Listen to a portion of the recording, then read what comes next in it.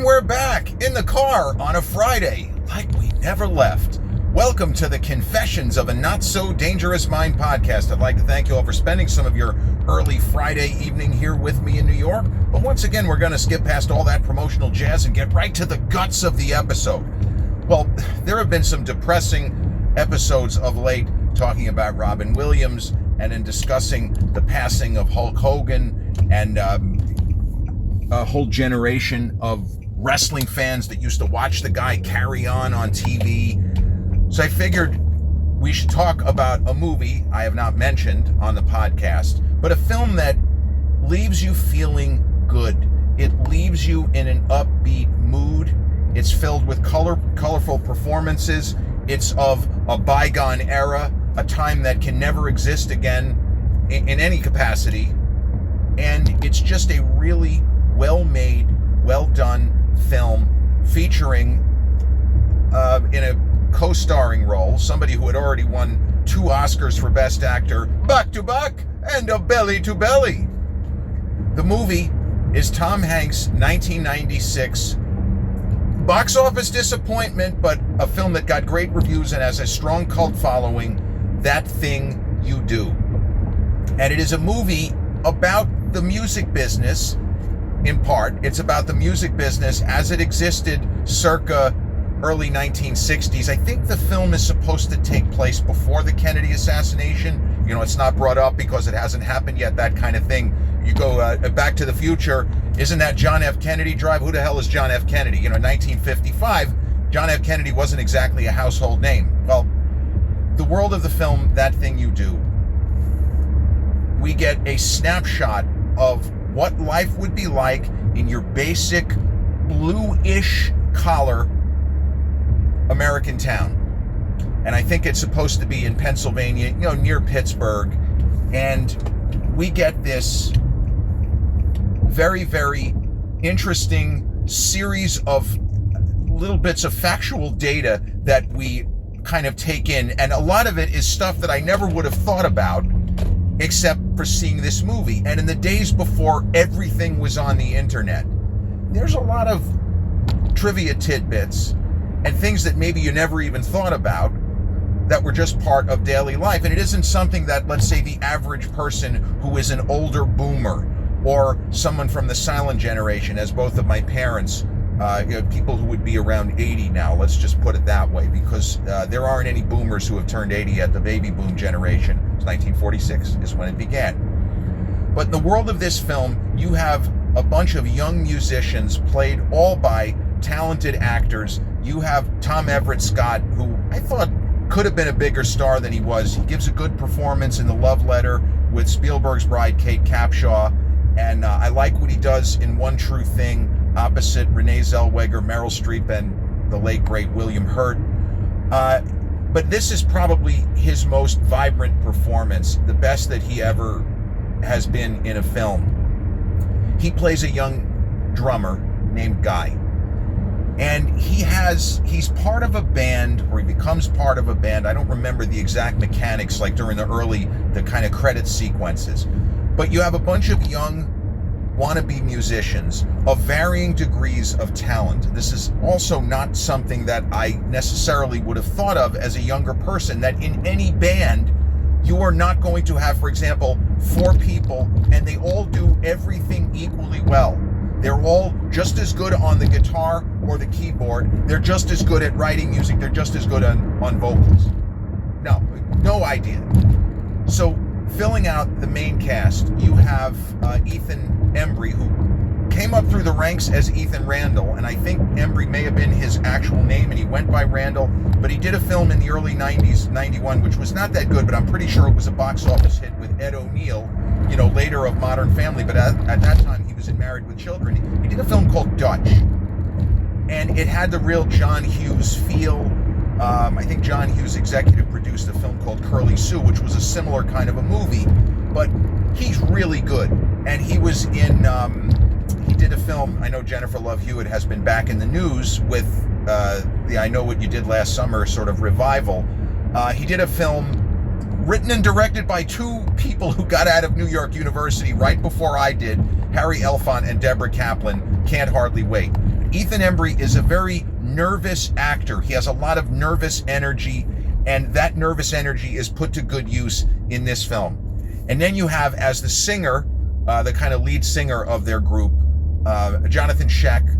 He's had a decent career, but another guy, very attractive with the hair. I thought he was going to have a bigger career. But ironically, the person who has gone the furthest in the movie business and has at times almost been a conventional leading man, almost, Steve Zahn. So these four young men, and Ethan Embry is just called I think he's just called the bass player in the credits. He has a name, but they refer to him as the bass player in the credits. I guess he's called that a lot in the world of the movie. So they have this fledgling, to use a word not in common usage, but may have been used more in the early 60s. They have a fledgling band called, well, it's called The Wonders, but they spell it O-N-E, then there's a hyphen, D-E-R-S. The Wonders. Because reasons, they call it The Wonders. But not surprisingly, everybody looks at the word and they say the Oneaters. And is a running gag, which gets a laugh every time in this film, that it is mispronounced the Oneaters.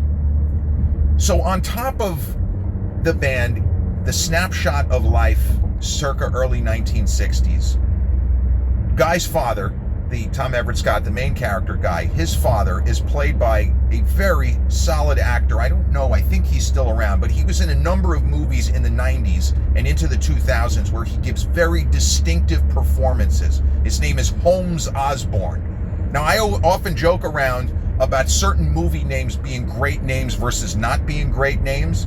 Like Sylvester Stallone in Cobra, the guy's name is Marion Cobretti. That's a great name objectively. Ray Tango from Tango and Cash, great name. Kit Latura from Daylight, not a great name. Well, Holmes Osborne, that sounds like the name of a character in a Leon Uris spy novel from the 60s. That sounds like he would be at home in Dr. Zhivago, or, you know, a Ken Follett, Lie Down with Lions, something like that. But Holmes Osborne plays Guy's father, and he's, when I mentioned it's a bluish collar town that they live in, this guy does really well. This is not blue collar. He's a business owner. He owns an appliance type of store. Now it would be a kind of Newmark and Lewis, well, they went out of business. It would be an appliance and electronics store. It would be something like what we see now, where stores do more than one thing, you know, like a Walmart. But he's in a business with mostly appliances. And there is a random, what appears to be a completely irrelevant back and forth of dialogue with Holmes Osborne talking to his son. He's not really talking to him, he's more like he's talking at him.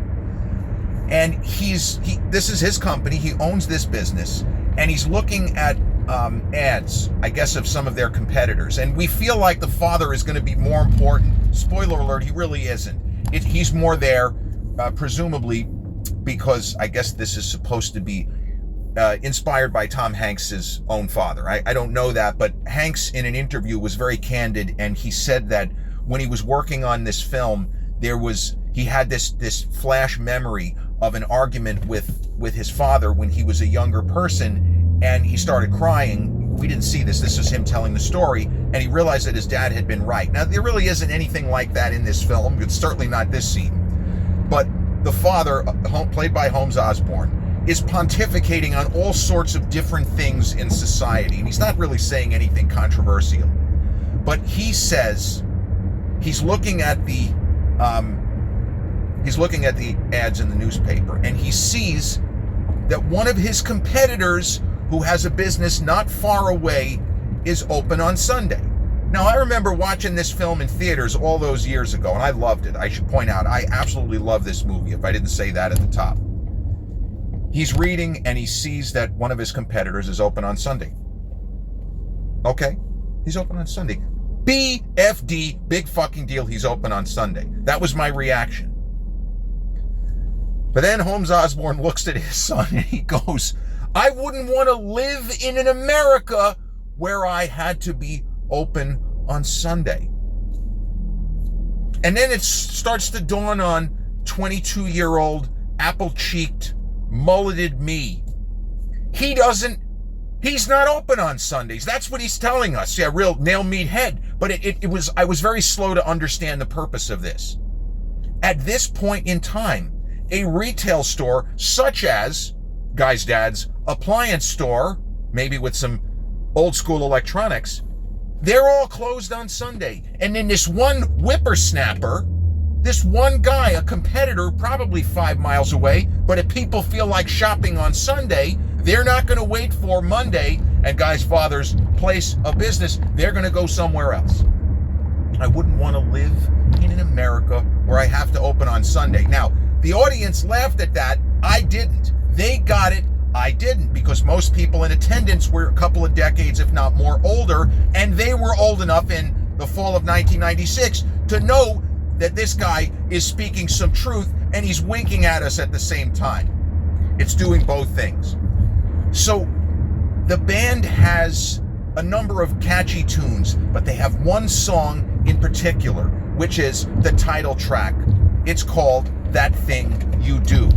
And I guess we're supposed to believe there's a little bit of a sexual connotation to it. You know, The Weeknd singing, I Feel It Coming, you know, that's what she said. There's all kinds of laughs that you can find if you look for them. But they have this one incredibly vibrant song, and it's the title of the movie, That Thing You Do.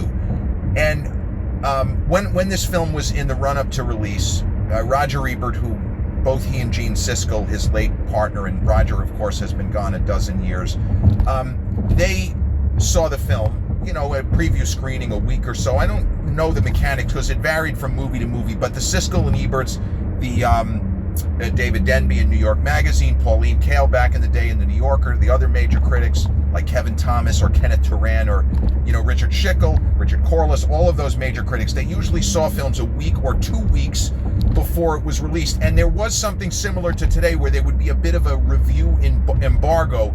Don't publish your review. Don't tell anybody if the film was any good 2 weeks in advance. But Roger Ebert, in his review, I think he gave the film 3.5 stars. He really liked it. But he made a little bit of a joke. He says that lucky for this film, and lucky for, you know, the kind of star and director and producer, Tom Hanks' Playtone Productions. This was the first movie. I don't think it was called Playtone in this. That's the name of the company his character, Mr. White, plays. That might be a little bit of a Reservoir Dogs joke. I don't know if Tom Hanks was a fan, but anytime you see a character, Mr. White, you think of Harvey Keitel in Reservoir Dogs. So what Roger Ebert said about the movie in his very enthusiastic thumbs up, and Siskel liked it also, he said, the title tune is really catchy. It's really catchy. And it's a good thing for Tom Hanks that it's so catchy, because we hear an awful lot of that song in this movie. And then he ends the sentence and goes, boy, do we ever. And if that isn't the most accurate way to describe this film, we hear the song That Thing You Do a lot. Boy, do we ever. So they record this song and they meet a local music producer who loves the song, and he thinks that they're talented. He doesn't go into detail like the Joe Pantoliano character in La Bamba, where he almost immediately says to Richie Valens, I want you, your bandmates, you know, can go take a flying leap off the proverbial short pier. I can't use them. You're who I want. This guy is at a level where he's not, oh, you're good, meaning Guy, and the rest of your bandmates suck. No, he's not going down that road. He likes the band as they are. And he thinks That Thing You Do has major hit potential. So he gets them a couple of concerts and a couple of look-sees with bigger people, and the running gag about the Oneaters, and then he introduces them to Tom Hanks, Mr. White. And it's not, Hanks isn't really asked to do that much, or I should say, Hanks doesn't ask himself as producer-director. He doesn't ask himself to do that much as actor. Now, from what I understand, I don't know if there's necessarily a director's cut, but there are apparently a lot of deleted scenes. Hanks originally intended this film to be longer and have, I guess, more of a broader, possibly epic feel, but he decided, I guess for box office and getting fannies and seats to cut it down, and the fact that the film didn't really succeed that much, it made between 35 and 40 on a budget of somewhere between 20 and 25. It was not a hit. And it wasn't the sort of film that was going to play overseas, obviously. But Mr. White likes the sound. He likes all of the guys in the band. But the first thing he does, we got to change the name of your fucking band. He doesn't say it that way. But everybody keeps calling it the Oneaters. We're just going to call you guys the Wonders. That's good enough. We don't need to go any further. And so the film follows the Wonders as they struggle to kind of cut a full record. And Jimmy, that's the Tom Everett Scott character of the lead singer. And the joke is that his name is Jimmy Mattingly. And they asked Tom Hanks, they said, his name is Jimmy Mattingly, and your previous film was Apollo 13, where the real guy, played by Gary Sinise, is Ken Mattingly.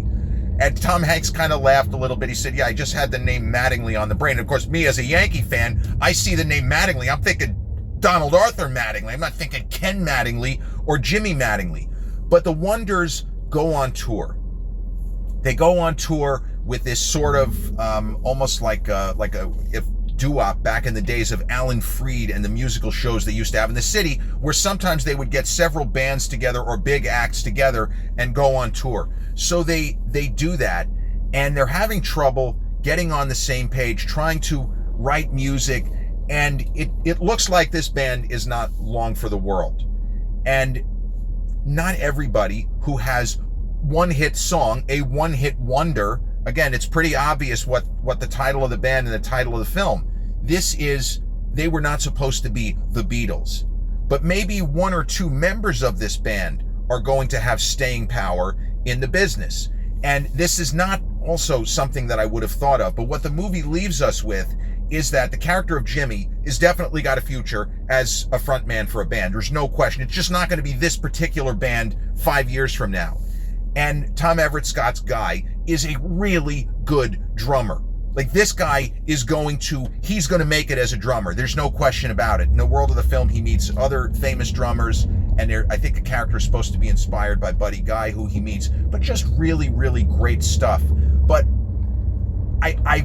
it was all new to me seeing this, and the thought process of a band that pretty much just got together, already breaking up, and there's just nowhere for them to go, because each guy needs to do his own thing.